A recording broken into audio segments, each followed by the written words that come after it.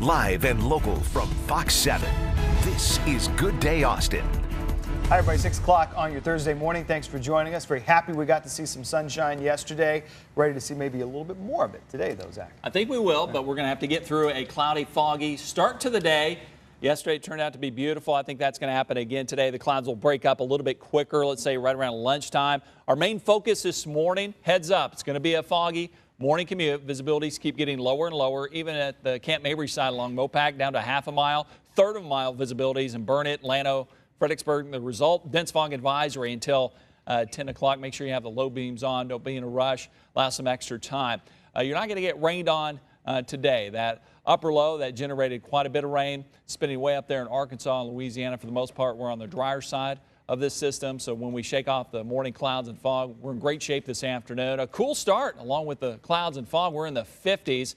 So use extra care around the school zones, the bus stops, and then the sunshine takes over. And look at that huge warm up. Highs right around 78, nice and comfy. Still keeping a close eye on this next storm system. It's going to go down the slide, that subtropical jet stream, and end up right here in Texas, putting us in a prime spot for another round of heavy rain, possibly multiple times. We'll look at those higher rain chances in that 7-day forecast coming up in just a few moments. All right, Zach, thanks. Let's head out to Randy Taylor. She's checking on the roads on this Thursday morning. Our commuter volumes are starting to stack up slowly but surely out around the metro. You can see here 183 near Mopac. A few headlights and brake lights out there as rush hour starts to kick in, but no major delays at the moment. We do have our first incident of the morning at southbound 360. This is just after Bee Caves at Lost Creek Boulevard. It is a little slow approaching, but nothing that's going to cause any extra delays to your morning commute. Now, if you are about to head out and travel southbound on 183, you can see still lots of green on the map, so you're looking at around an 11-minute drive from the toll road to the 35 ramps. I'm Randy Taylor, Fox 7 Traffic. Low-wage workers are protesting in cities across America, including here in Austin. They're demanding a minimum wage of $15 per hour. Demonstrators include home health care workers, child care workers, and fast food employees. Hundreds of protests like these are going to be taking place across the United States and around the world on the largest day of strikes and protests for higher wages and economic dignity. Here in Austin, dozens of McDonald's workers will join other low-wage workers across the city, demanding that $15 an hour minimum wage and the right to unionize. Again, similar protests scheduled later today at other fast food restaurants. I'm fighting because I can't live on poverty wage. McDonald's is a company that makes billions every year, and the workers are living on poverty wage. More protests are set for today. The first one at 5 o'clock on the drag. After a rally with Austin City Council members, workers will march to the McDonald's on MLK, where another demonstration will be held. In other news, Texas Rangers are investigating a deadly deputy-involved shooting near Llano. Happened last night on Highway 71 near County Road 305, just outside the city limits. DPS tells us a trooper pulled a motorcycle rider over on westbound 71. That biker was a suspect in an ongoing criminal investigation, and DPS says the rider raised a semi-automatic pistol and refused to follow orders to put the weapon down.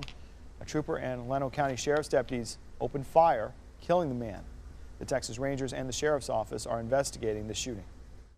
Police arrest a man in connection to a deadly fiery crash. 44-year-old Dedrick Dixon is now charged with first-degree murder in the death of 43-year-old Carlos Swist. Last month, APD was called out to a single car crash in the 4600 block of Springdale. When they arrived, they found the vehicle engulfed in flames. Once the fire was put out, crews found Swift's body inside with a gunshot wound. His death was ruled a homicide.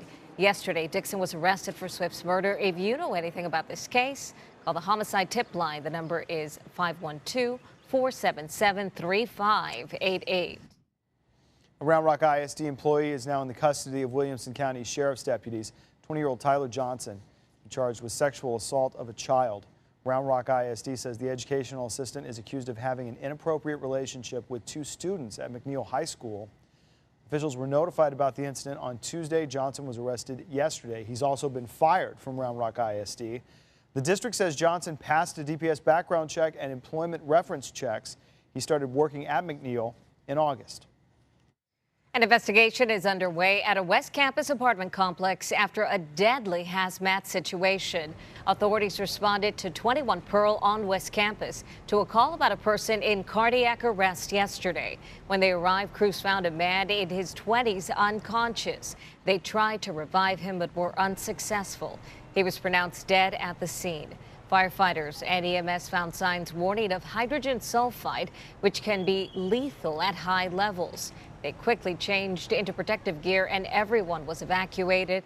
One person was taken to a hospital and is in stable condition. At least 4 others were treated on the scene and released. Authorities say hydrogen sulfide is often used in chemical-assisted suicide. The investigation will determine if this was actually a suicide. The man charged with the murder of Haruka Weiser was not the suspect police were originally zeroing in on.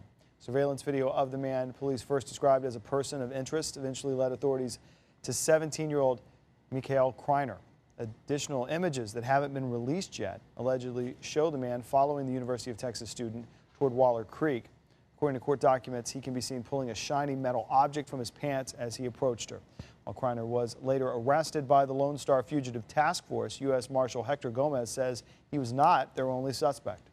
Thursday afternoon, approximately 3 o'clock in the afternoon, we were advised by Austin PD Homicide to shift our focus from a suspect that we were looking at previously to a suspect that they had actually confirmed was the likely subject or the person of interest in the victim's death. APD detectives say a DNA sample from Kreiner has been collected and entered into a national database to see if it matches any unsolved crime. Investigators also believe Weiser was strangled and sexually assaulted. Her autopsy report has not been finalized yet. No official cause of death has been determined so far. U.S. Marshals are now hunting fugitives full-time in Caldwell, Hayes, and Bastrop counties. The agency has a new office in Lockhart. Local law enforcement authorities say they welcome the partnership because of the lack of manpower needed to find fugitives. Right now, more than 800 people are wanted in the 3 counties. Caldwell County DA Fred Weber says the area has earned a reputation among criminals as being a place that they can hide out. We want to make sure that we get on top of this before it gets out of hand and let them know that our county is not a safe place for them to come and try to hide out. 4 U.S. Marshals will staff the new office, which is located inside the DA's office in Lockhart. A Williamson County K-9 officer will be laid to rest today. Chico drowned last month after escaping his enclosure during a thunderstorm. A memorial service will be held for the brindle Dutch Shepherd Thursday morning at 11 at the Georgetown Community Center on East Morrow Street. It will be open to the public. In lieu of flowers, Williamson County officials are asking donations be made to the Peace Officers Monument Fund through the Deputies Association. In today's Texas Roundup, a deputy constable is recovering this morning after being shot 6 times in Harris County. This happened early this morning, just after midnight, outside a convenience store in Houston. The deputy got out of his patrol car to talk with a reserve deputy trainee who was in the passenger seat when an unknown suspect approached him from behind and opened fire. The deputy was hit 6 times in the side and back. He was taken to the hospital and is expected to survive. Investigators are talking with a man who matches the suspect's description. NFL prospect and former Baylor football player Sean Oakman was arrested yesterday. He is charged with sexual assault. The alleged victim says she was invited to his duplex after leaving a bar. The victim told police that Oakman forcibly removed her clothes, forced her onto a bed, and then sexually assaulted her. Oakman says that the sex was consensual. This comes after 2 former Baylor players were convicted of sexual assault in the past few years. The school's facing a federal lawsuit from one of the victims, claiming that the school did not protect her. Public corruption investigators are investigating Texas's agriculture commissioner, that is. Officials are looking into allegations that he used taxpayer funds to obtain the so-called Jesus shot to cure his pain. This comes after records obtained by the Houston Chronicle show that he spent nearly $2 grand on a 3-day trip to Jackson, Mississippi to compete in calf roping events at the Dixie National Rodeo. The state prohibits office holders from using state money for travel that's personal in nature. The affluenza teen will spend the next 2 years behind bars. The judge gave Ethan Couch that sentence during his first appearance in an adult court yesterday. Couch was originally given 10 years probation after he killed 4 people in a drunk driving crash when he was just 16 years old. While on probation, accusations that he violated that probation prompted him and his mother to flee to Mexico. Couch was arrested, extradited, and since January has been in a Texas jail. Ethan's mother, Tanya, remains under house arrest. She's accused of helping her son flee the country. Well, you've heard of deceased athletes donating their brains for concussion research. Well, now accused killer's brain from Texas will be entered into the study as well. Police say 19-year-old McCann Utu Jr. killed his mother and younger brother last Friday in Dallas before committing suicide.